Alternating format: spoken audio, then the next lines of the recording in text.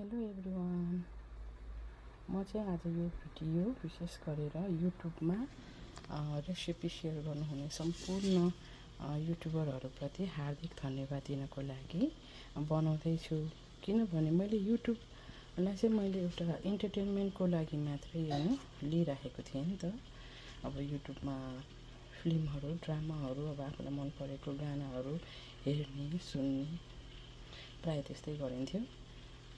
तर युट्युब हेरेर यति राम्रो सेलरोटी पनि बनाउन जानिँदो रहेछ भनेर चाहिँ मैले आज महसुस गरेँ र रेसिपीहरू जति पनि रेसिपी सेयर गर्नुहुन्छ उहाँहरू हरेकप्रति धन्यवाद नदिकन म बस्नै सकिनँ कि मलाई चाहिँ नि रोटी बनाउनै आउने थिएन।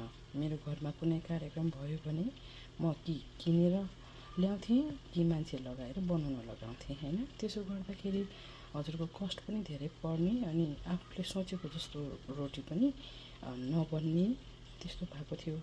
तर युट्युब च्यानलमा हेरिरहँदाखेरि अचानक सेलरोटीको रेसिपी आयो है। अनि मलाई पनि नयाँ नयाँ खानकीहरू ट्राई गर्नु बनाउनु एकदमै मनपर्ने अनि बनाइरहन्थेँ। अब कोही बेलामा राम्रै बन्थ्यो, कोही बेलामा चाहिँ नि अब भनेको जस्तो बन्ने थिएन। तर यो सेलरोटी चाहिँ मेरो सेकेन्ड एटेम्प हो युट्युब हेरेर मैले बनाएको।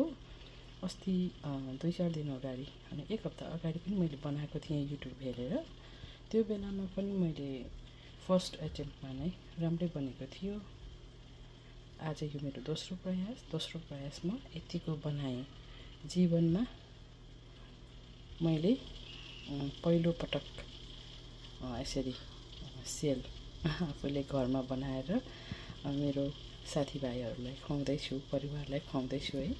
एकदमै खुसी लागिरहेछ। फेरि पनि रेसिपी सेयर गर्नुहुने सम्पूर्ण युट्युबरहरूप्रति हार्दिक नमन अनि धन्यवाद।